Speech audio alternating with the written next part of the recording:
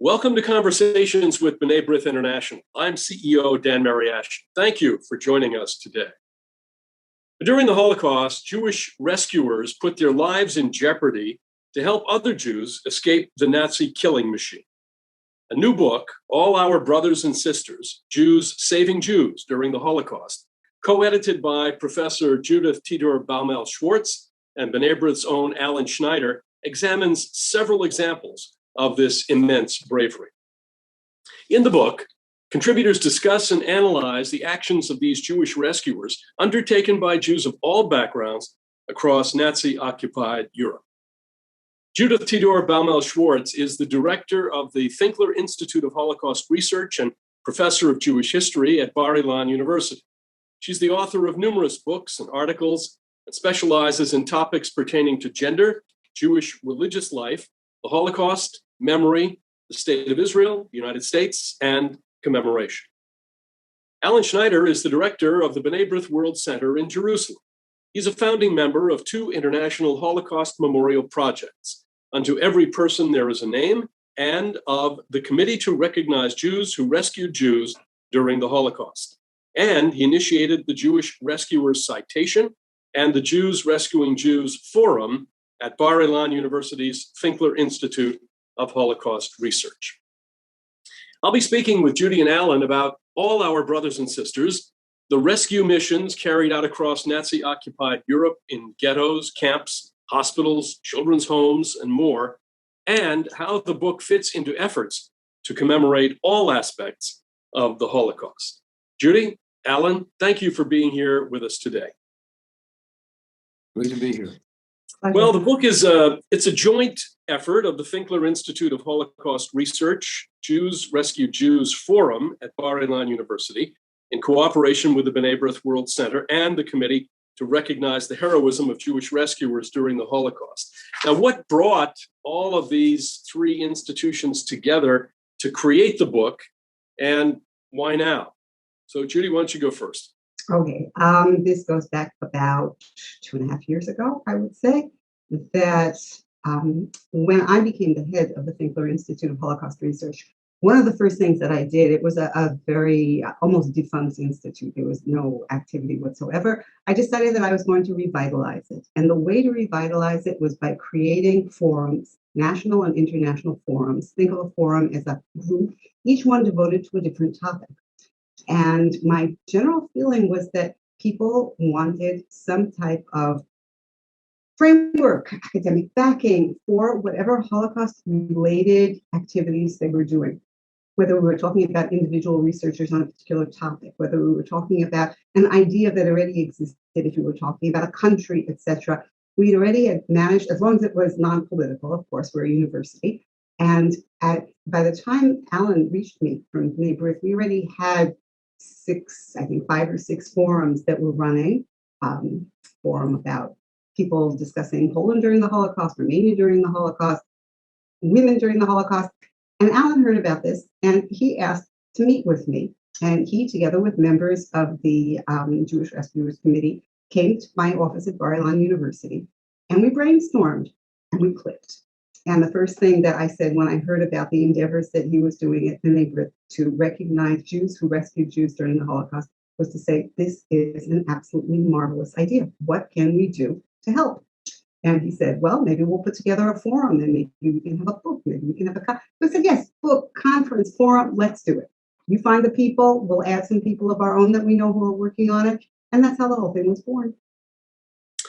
Alan, you've really had an interest for a long time in Holocaust remembrance, perpetuating memory. Where was it at what point? Because you did Unto Every Person There Is a Name, and this is a project where every year names of victims are recited all over the world. It's a terrific project in terms of memory because it personalizes the Holocaust in a way that really is something extraordinary. But where was it along the way in terms of your own pathway of Holocaust remembrance that you thought this would be not only a good idea, but something that was really essential to remembering what happened during the years of the Holocaust? I can't really take credit for that, Dan, because the initiator of both those projects, the Unto Every Person There Is a Name and the Committee to Recognize Jewish Rescuers During the Holocaust, was Chaim Roth. Chaim is a Dutch Holocaust survivor. And years ago, this is maybe going back now 30 years actually, when Holland decided to release the last two surviving Nazi war criminals in Holland, he demonstrated with other Dutch survivors in Israel outside the Dutch embassy in Tel Aviv. And to protest their release, they brought the books of all of the Dutch Holocaust victims and read them outside the right outside of the embassy. And Chaim then decided when after he did that to take it one step further, and he realized that we use the term 6 million, but we I think lose the understanding of what that really means, what the immensity of the number of lives lost and futures, and he thought that he would propose to Yad Vashem and other organizations the annual recitation of all the names that we have, of the 4.5 or nearly 5 million names that have been uncovered until now, that exist in the Yad Vashem archives in one form or another. And he started that program, came to me, and asked for B'nai B'rith to join that project, which we did. And as you know, B'nai B'rith has been a sponsor of Unto Every Person There Is a Name now all of these years, and in North America, and particularly the United States. And we're deeply involved in that project that is headed by Yad Vashem. We're members of the International Committee. And probably 10 years after that, Chaim began thinking again where we're standing regarding Holocaust commemoration, and realized that the project undertaken by Yad Vashem to recognize non-Jewish rescuers is, in which they've recognized by now about 26,000 non-Jewish rescuers all across Europe. But he was thinking of himself and his own history, and realized that he was actually rescued in a small Dutch village by non-Jewish and Jewish rescuers.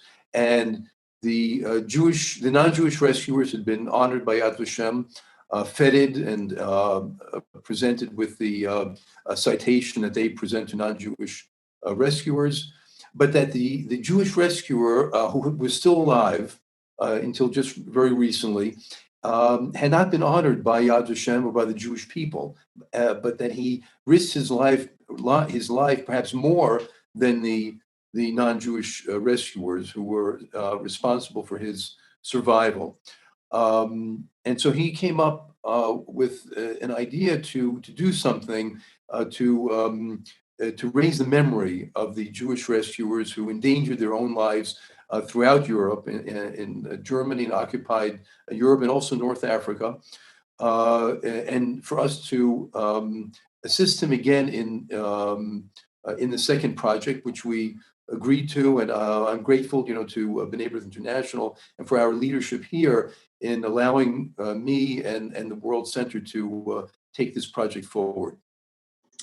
Judy, we talked about the involvement of how the Thinkler Institute came into this, but what led you to focus on Holocaust remembrance, not just as the co-editor of this book, but in your career? Oh, this goes back a very long way. I've been involved in Holocaust, I think, probably since before I was born. I'm a second generation. My father was a survivor of Auschwitz and Buchenwald, and I grew up with the Holocaust being in my background forever and ever. I did not think of being a Holocaust scholar when I was younger. In fact, I had many other ideas, and I studied history because I liked history. I went and I finished my degree, and I started working, and I was earning a tremendous salary as a personal assistant to a top architect in Israel. This goes back some 40 some odd years ago. And then I had a dream. One night I dreamt that I was on the ramp in Auschwitz, and a bunch of people were getting off the train. And I recognized, without ever knowing how they had looked, my grandmother, members of my family who had been killed during the war. And I tried to move and run after them. They were being taken away. And I said, wait, wait. And my grandmother, who I'm named for, turned around and looked at me. And she, all this in Yiddish, which was the language that at the time I wasn't so strong on.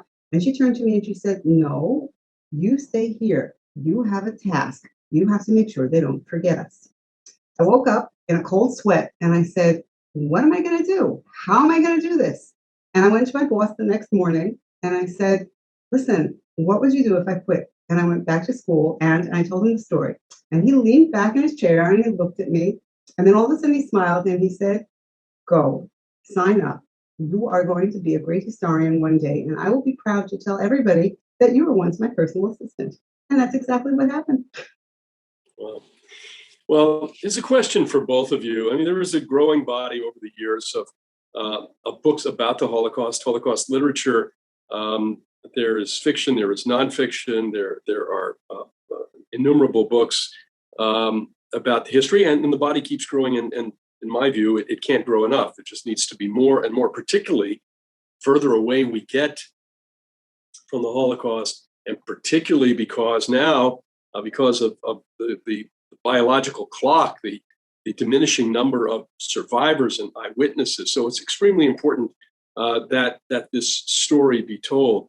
But the question is, what makes all our brothers and sisters different and unique from other books that may have appeared and may have mentioned the topic of Jews rescuing others during the Holocaust? What is it that separates this out? Alan? Well, I think that this book is unique because we have a number of topics that have not really been dealt with, at least not in English, to the extent that they are here. And I just want to draw your attention, Dan, to, for example, one article about the Jewish physicians in ghettos and camps who rescued Jews during the Holocaust. It's a very interesting and difficult subject because these doctors, were oppressed like all of the Jews in the camps and in the ghettos, but some of them went beyond the call of duty. They really endangered themselves on a daily basis. And not only doctors, also other medical staff, nurses, for example. And Noah Gidron, who did her MA on this topic and is a member of our committee and of the forum, she's written in Hebrew about this, and this is the first time there's a published article by her, and I think to this detail, covering the whole issue of doctors and medical staff in the camps and the ghettos. There's also an article here about a topic that's, I think, largely overlooked, and that's the Romaniot, Sephardic, and Mizrahi Jews who rescued fellow Jews during the Holocaust by Yitzhak Kerem. And there's little discussion about Jews in North Africa and other places who engaged in rescue activities. And in fact, there's very little written about the Holocaust in those countries, Algeria, Morocco, for example. And so I think, just as examples, these are some unique topics covered by the book. Of course, you also have Judy's own article about her father and his experiences in the camps that she mentioned. That is a very moving article, and I recommend it to everyone.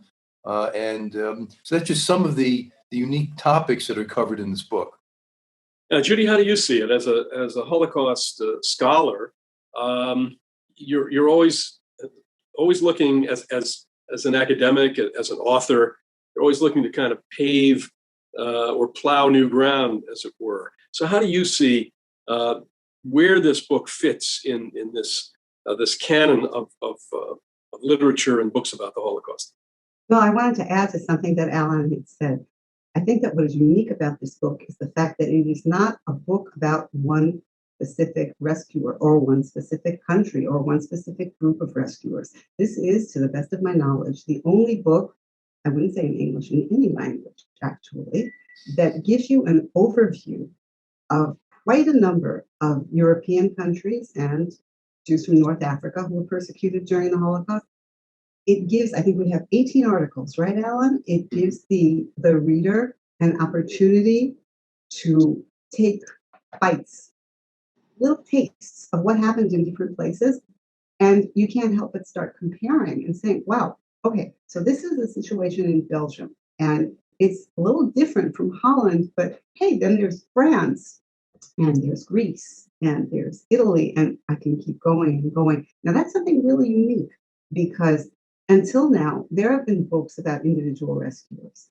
And some of the books are even famous in various places where Jews were known for rescuing other Jews. But there has never been an opportunity for a reader to actually get this overview of, wow, there was a lot of rescue activity of Jews saving Jews. Why? Where? And the question of why is something that Alan and I, in our introduction, we deal with. That there is this psychological framework that's been, it's like a model that's been put together of what is the altruistic personality. What kind of person goes and puts themselves in danger? Because Jews saving Jews during the Holocaust are not like, here we are, we're sitting in our offices or we're sitting wherever we are and thinking, okay, can we sign a piece of paper and we can help some? No. We are talking about people who literally put their lives in danger. We're talking about young women who had to spirit children from one place to another, and they had to walk into the lion's jaw, literally. And that's how they did it. So what makes a person do that? What makes a normal person who wants to stay alive put themselves in danger? Now, Alan mentioned my article about my father. That's a question I ask myself day after day. And my father has been gone for 27 years, and I don't have any answers to these questions. Much of what he did only came out after his lifetime because he really refused to talk about it. And it was actually at his funeral that his best friend eulogized him. And as his best friend described in his own book, he said, when I started talking about what this person, my father, did, even the people from the burial society, the Chevra Kadisha, who are usually so nonchalant, stopped talking to each other and came close to listen because these were incredible stories. My jaw dropped. And I said to him afterwards, to my father's best friend, why did he never? And he said, oh, now we can tell you, he never wanted you to know about this, about the hundreds and possibly thousands of people that he saved during the Holocaust. Wow. Okay, so what made him do that? He had family that he wanted to try to survive to see again. What made him put his life in danger? One stroke of the pen that he put a dead person as if they were a living or a live person as if they were dead to save them. He could have been killed day after day. And we go into this in the book. What makes a person do things like this? And this is the kind of thing that somebody who reads it will get not a picture of what did Mr. X or Mrs. Y or Rabbi Z do, but why did they do it? And maybe we can learn something about ourselves, about them, about everybody. Yeah, Ellen, let's talk about motivation for a second. How do you see it? What was it? How did these folks rise? It's almost trite to say, but rise to the occasion. What do you think it was? Was it a kind of a split second survival instinct, not only for themselves but for others, that they saw others in their own situation and wanted to do something? What do you think it was that just drove them to these acts of heroism? Well, I think it was a combination of things, and I think it's difficult to draw parallels from one to the other. But some people, I mean, their motivation initially was to save a family member, but when they were successful, when they found a way to save them, for example, and I'm thinking now of a case in Bratislava when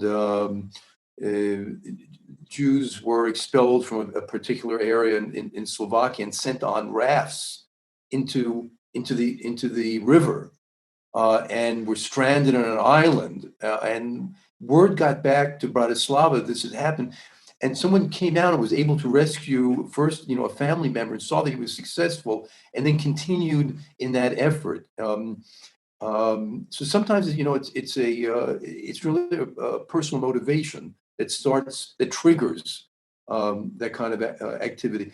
In other cases, people were members of Jewish institutions, Jewish organizations, Jewish youth groups, Zionist organizations in Europe, and so were already organized in some kind of a group, and they had an affinity to these people.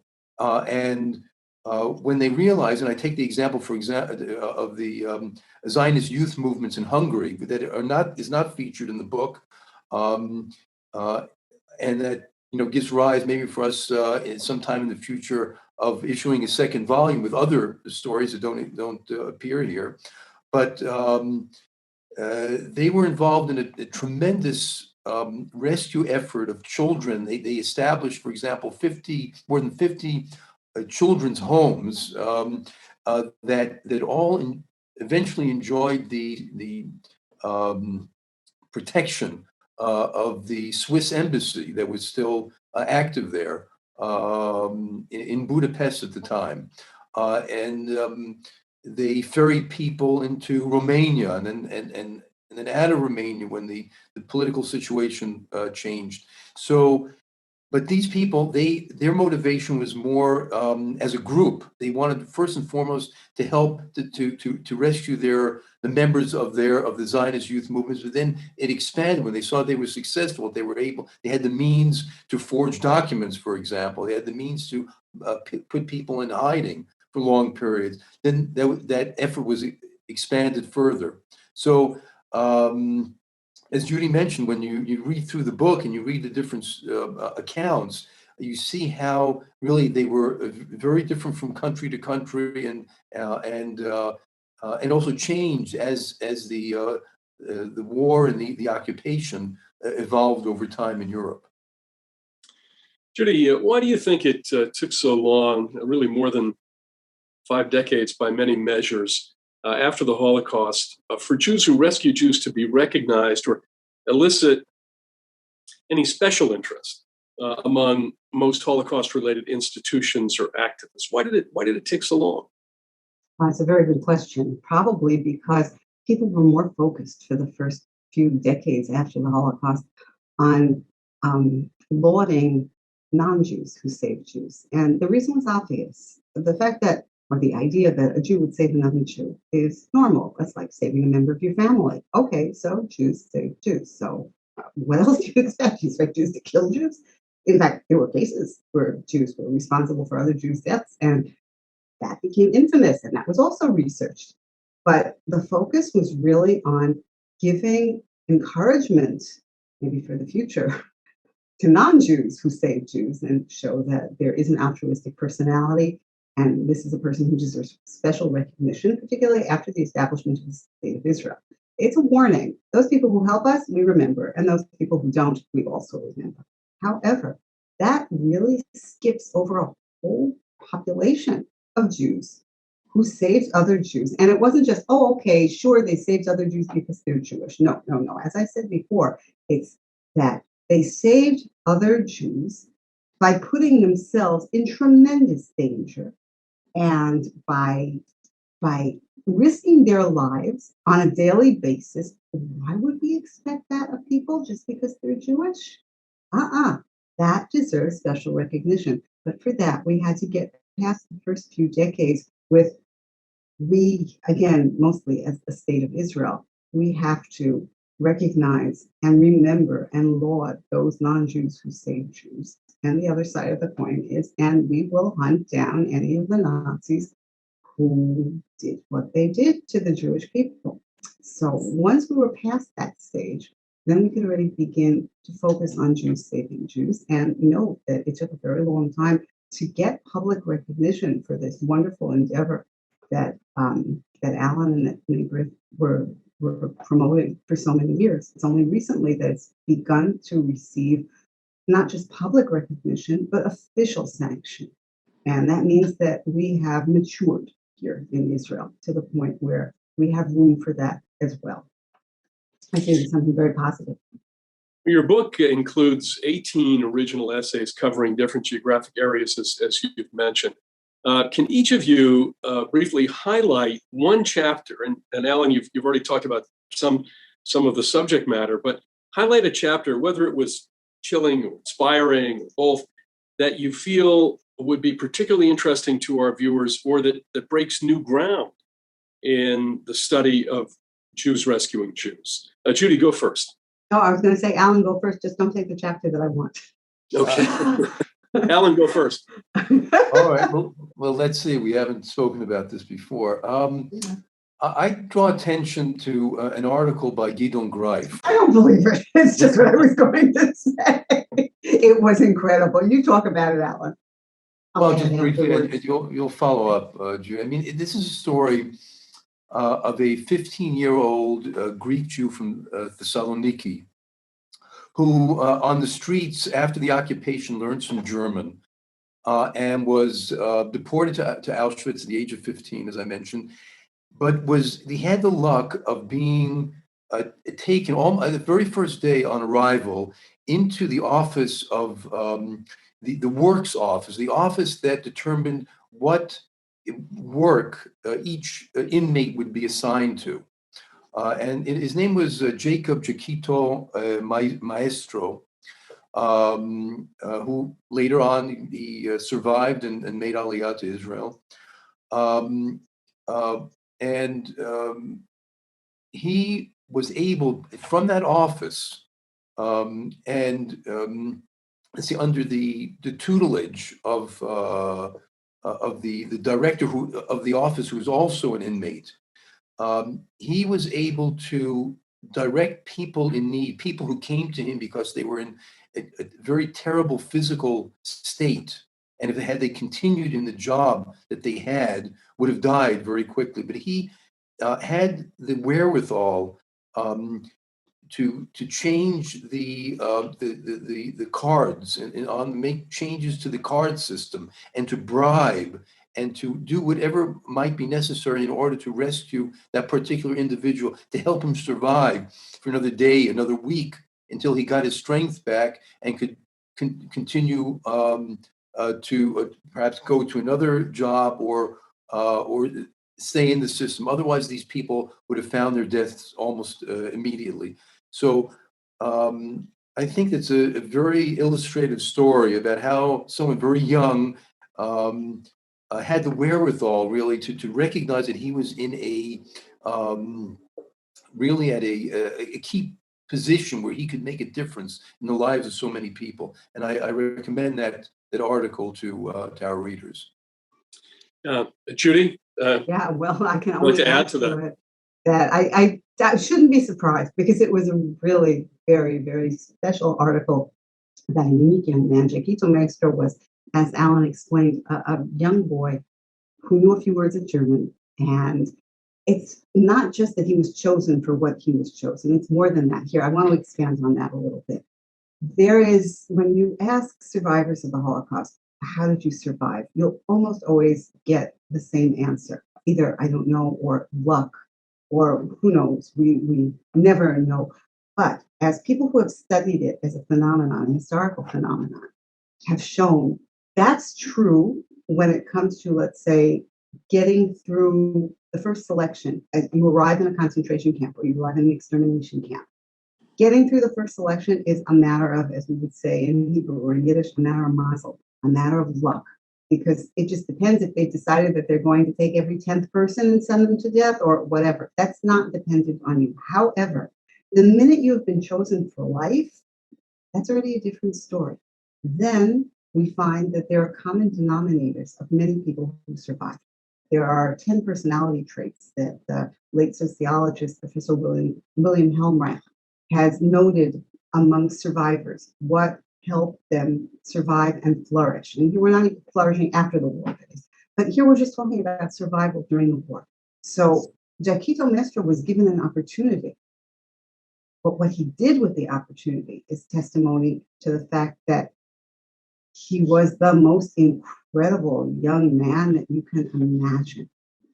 And not only did he put himself in danger, that we know, but how he did it, how he managed to turn and twist situations in order to be able to save more and more people, how fast he was capable of learning the system in order to be able to play the system. Now, most people in such a situation want to learn how to play the system to survive. he learned how to play the system in order to help other people survive. And he was extremely, extremely modest about it. The article ends with what happened when he was discovered after the war, and somebody who he had survived met him in Tel Aviv. And the people with whom he was living, the people with whom he was praying, had no idea who he was. They knew he was a survivor, but not all the things that he had done. And he was so modest about it. And the combination of an article that tells us a little bit about it before the war, during the war, in Auschwitz, and after the war, gives us a real perspective on who Jaquito Maestro is during this whole period. And that's why I think both Alan and I thought that article, we did not speak about this beforehand, really. This is our choice, that was probably the most unique article in the entire volume. So folks, if you're going to get the book, then you open up to Jaquito Maestro, Professor Gideon Greif. You read that one first, then you can read the rest of the book. Well, I never fail to be impressed when I read about the youth, and I'm not talking about relative youth, in this case, youth, the tremendous, not only the courage, but as you've said, the ability to think on one's feet in these situations at such a young age is really, really quite impressive. Alan, many of the individuals featured in the book are recipients of the Jewish Rescuers Citation that has been presented by the B'nai B'rith World Center and the Committee to Recognize the Heroism of Jewish Rescuers during the Holocaust. In fact, the Jewish Rescuers Citation lapel pin, the design is featured on the cover of the book. Talk to us a bit about how the B'nai B'rith World Center has contributed to the recognition of Jews who put their own lives on the line while saving their fellow Jews. And briefly about one recipient who stands out to you. I've been present. I was in New York City for the presentation to a rescuer. It was extremely moving to hear their stories. The rescuer and the young man, the child that she rescued. Tell us a bit about the Citation program. Well, the idea to start presenting these citations came to me after we made two attempts to amend the Yad Vashem law and to have it include a section on recognizing Jewish rescuers. I mean, the Yad Vashem law opens with 9 subsections on the areas of responsibility of Yad Vashem, and it operates, under that law. But if you go through it, and we did, we noticed that there was a lacuna actually in those 9 subsections of areas of responsibility, and that was regarding Jewish rescuers. And really, if you read through it, you would see that they fell through the cracks in as far as the areas that Yad Vashem is charged with either researching, commemorating, and so on. So on 2 occasions we tried to have the law amended and actually presented draft legislation to the Knesset. That was not successful. And we decided at that point that we would simply begin this process on our own and try to kind of catch up on 70 years during which many of these people, these heroes, had not been recognized, and their story had not been told. And we're very lucky, actually, in some cases, and I can't give you a figure how many, but at least in some of the cases, we were able to actually present the citation to the rescuer himself, because we do so also posthumously. But we began this in 2011, early enough to present the citation to quite a number of rescuers while they were alive. And I think the oldest one was Georges Loanger, who was a rescuer well known in France. He received, the Legion of Honor and other official French recognition, but nothing from the Jewish community in France or at large. And Tzila Hershko, who's wrote about the Jewish French resistance in our book, and is also a member of our committee and of the forum. She traveled to France where we, together with B'nai B'rith in France, organized a ceremony at which 6 or 7 French rescuers were recognized. Langer was not well enough to participate in the ceremony at the Memorial in Paris. He was at the time about 105 years old when he received the award from Tzila in his home, and passed away a couple of years ago now at the age of 107. So he was probably the oldest. I mentioned Chaim Roth's rescuer in Holland. He was 90. In fact, Chaim traveled especially to Amsterdam to present the citation to him on his surprise 90th birthday party. And so it's really been a pleasure for us to be able to do this, to present the award to those who are still alive. But we also see great interest in the 3rd and 4th generation, who we find the children, grandchildren, even great-grandchildren of these rescuers who participate in our annual ceremony in the B'nai B'rith Martyrs Forest that we hold in honor of the Jewish rescuers.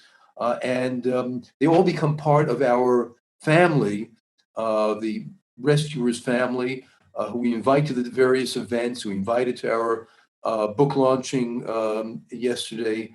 And we hope to continue that into the future. We have time for just one more question. Judy, what other programs is the Jews Rescuing Jews Forum planning? Is there another book in the works by members who did not contribute to this volume, but are interested in sharing their expertise? And is the Finkler Institute looking to expand the forum to additional scholars and researchers? Okay, let's start from the end. We are most definitely interested in expanding the forum, and we would like anyone who is a scholar or researcher of the topic of Jews saving Jews during the Holocaust to write to us, and we'll see if it's suitable for them to join our forum, which is, as I said, a scholars forum. And as for a future book, anything is possible. It's right now we are more in the line of having to encourage our members to write articles, and we are posting individual articles on our website. Anybody who's interested in seeing it, we just posted an article about Hungarian Jewry during the Holocaust. It's in Hebrew, but eventually we'll have something in English too. Just go into Google and write Finkler Institute of Holocaust Research. It will come up immediately, and go into the tab that says forums. You'll find the forum called Jews Saving Jews, and you can see everything that we're doing right now. So we most definitely want to have more scholarship, whether it'll be a book or we'll put it out as individual articles, time will tell. But right now we're in the process of expanding our forum, and we will be very happy for new people to join us and to share their research with the entire group. One thing I might add to that, Dan, is an idea that we had, you'll remember this, Judy, of trying to establish grants for MA and doctoral students to encourage them to engage in research on the topic. And our idea of this, we haven't yet put this into effect, but anyone who's interested in helping us to realize that goal, I encourage them to contact us, because we would like to use these grants to encourage people, researchers who have not done so in the past, but use it to encourage them to do unique research on different topics pertaining to Jewish rescue, and also cases where Jews and non-Jews were engaged in rescue together, which we have found, in fact, is probably the case in most cases where there was a cross-pollination and cooperation between Jews and non-Jews in many of these efforts. So that's something that we'd like to do together with the forum, and have our current members serve as kind of a grants committee to review proposals that presented to us. And that's another idea for the immediate future. Well, there's an immense body of information that is being gathered here through all of this research. Is there a documentary somewhere in the offing? That's a definite possibility. Again, everything will be dependent upon funding and having the manpower and the woman power to be able to do it, but everything is definitely possible. Well, this is really the work that you've done is so important. Tremendous contribution to understanding understanding about ourselves, our people, during this terribly tragic period, and to understanding about the human condition, how it rises to these occasions. In addition to uncovering all of this information, which heretofore really has not been known publicly. So really, we congratulate you both for this important work. The book is All Our Brothers and Sisters, Jews Saving Jews During the Holocaust, edited by Professor Judith Tydor Baumel-Schwartz and World Center Director Alan Schneider, and is available online and via publisher Peter Lang. Judy, Alan, thank you both for joining me to talk about your new book that brings the stories of Jews who rescued fellow Jews from the hands of the Nazis to light. Really incredible work. Thank you. Thank you, Thank you, Jim. Dan. Thank you, Alan. Well, big thanks to my guests, Judith Tydor Baumel-Schwartz and Alan Schneider, for speaking with me today. And thank you for tuning in to this conversation with B'nai B'rith. If you found this conversation to be of interest, make sure you never miss a program by subscribing to the B'nai B'rith YouTube channel, liking us on Facebook, and following us on Twitter. And be sure to visit our website, bnaibrith.org, to learn more about our important work. See you again soon, everyone. Take care.